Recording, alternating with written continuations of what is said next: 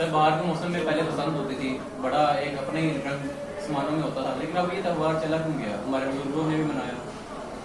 یار اس میں یہ جو صفی اللہ اور آپ دوست ہیں، ہم لوگ اکثر یعنی کہ اردو کے لیکچر کے ساتھ ساتھ اردو کے ساتھ جو جڑی ہوئی چیزیں ہیں، کلچر، ثقافت، تاریخ، ادب، لٹریچر، لاہور، دلی، لکھنؤ اور کسی بک کے بارے میں بات ہم کرتے رہتے ہیں اپنی کلاس میں. تو آج ایک بڑا چھوٹا سوال ہے، تو یہ یعنی کہ اس میں یہ بات چھپی ہوئی ہے کہ لاہور میں جب بھی باہر کا موسم آتا تھا تو بسنت منائی جاتی تھی. یہ فروری کے آخری ویک پہ یا مارچ کے شروع میں یعنی کہ بسنت کا تہوار منایا جاتا تھا. اور یہ میں آپ کو سچی بات بتاؤں، ادھر سنیے، بات بڑی اہم ہے کہ لاہور شہر اپنے میلے ٹھیلوں، اپنی رنگینیوں اور اس پہ خاص طور پر بسنت کی وجہ سے پوری دنیا میں مشہور تھا.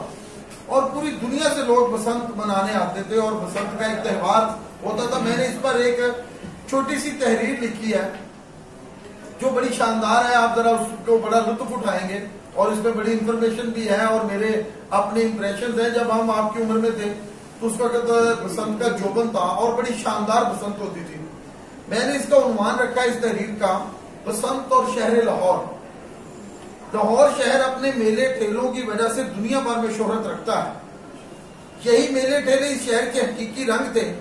لاہور شہر میں موسم بہار کی آمد پر بسنت کا تہوار بڑے ہی پراتفاق انداز میں منایا جاتا تھا. میری دانش میں بسنت ہمارا مقامی تہوار ہے جس میں آسمان کو رنگ برنگی گڑیاں اور گڈے دکھا کر مقابلے پر اکسایا جاتا تھا. اس تہوار کی بھی تاریخی اہمیت ہے. بہار کی آمد کے ساتھ ہی بسنت کا اعلان ہوتا تھا. پھر کیا تھا کہ دنیا بھر سے لاہور کے عشاق جمع ہوتے، خوب پیچ لڑاتے تھے. آہستہ آہستہ اس تہوار نے انٹرنیشنل فیسٹیول کا روپ دار لیا تھا اور اندرون لاہور میں تو بسنت دیکھنے سے تعلق رکھتی تھی. بسنت کے علاوہ بھی سارا سال پتنگ اڑان بھرتے رہتے تھے اور منچلے بو کاٹا کی صدائیں بلند کرتے رہتے تھے.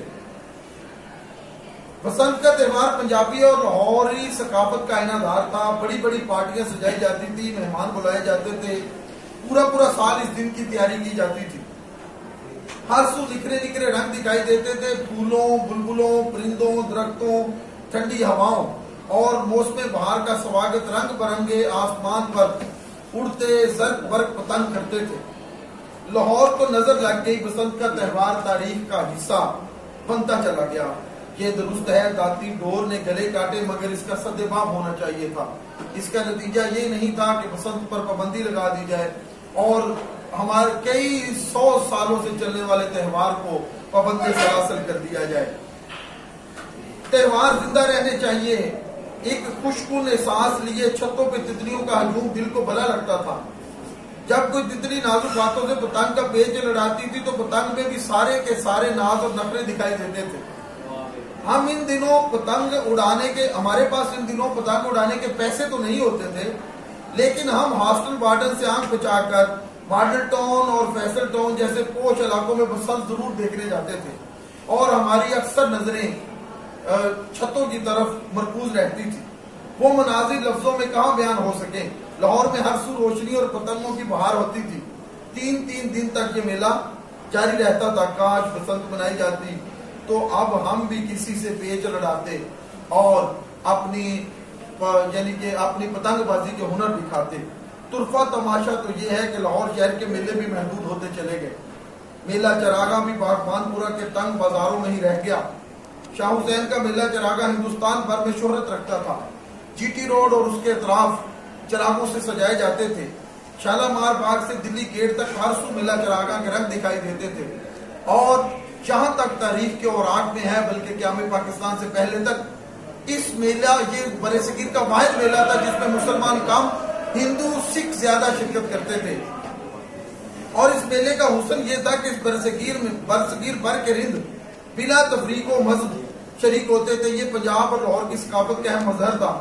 داتا علی اجمیری کا میلہ ابھی بھی اچھا خاصا ہوتا ہے مگر اب اس پر بھی اثرات دکھائی دیتے ہیں. میاں میر اور شاہ جمال کے میلے بھی بڑے معروف تھے مگر اب لاہور رہنے والی نوجوان نسل کو ان درگاہوں کا پتہ تک معلوم نہیں. کلاس میں اگر شاہ جمال اپنے طلباء کو اگر شاہ جمال یا میاں میر کا ذکر کر دیا جائے تو وہ ورطہ حیرت میں گم ہو جاتے ہیں کہ کیا یہ درگاہیں لاہور میں ہی ہیں؟ شاہ جمال اور مادھو لال رند مزاجی میں یکساں مقبول تھے. میاں میر اور داتا علی اجمیری کے میلے مذہبی رنگ میں رنگے ہوئے تھے. الغرض دوستو، باغوں کا شہر، بیلوں کا شہر، میلے ٹھیلوں کا شہر، بسنت منانے والا شہر، کلچر و تہذیب ثقافت پر ناز کرنے والا شہر اب کہیں دکھائی نہیں دیتا. اور اس شہر کو کہاں تلاش کریں؟ کاش کہ کوئی ایسا موسم آئے کہ دوبارہ بہار کے موسم میں بسنت آئے، پتنگ اڑیں، لوگ خوشیاں منائیں، اور کبھی بھی اس بسنت کے اور مقامی فیسٹیول کو، مقامی تہواروں کو مذہب کے پیمانے پر نہیں تولنا چاہیے، کیونکہ ہر وہ چیز جو تہذیب کے دائرے میں ہو، خوشی عطا کرے، تو وہ انسان کو راحت دیتی ہے. یہ بسنت ہمارا پنجابی رنگ تھا، لاہوری رنگ تھا، اور اس کو آنا چاہیے. ہر سو پھر سے رنگ برنگے گڈے آسمانوں پر لہرانے چاہیے. بہت شکریہ.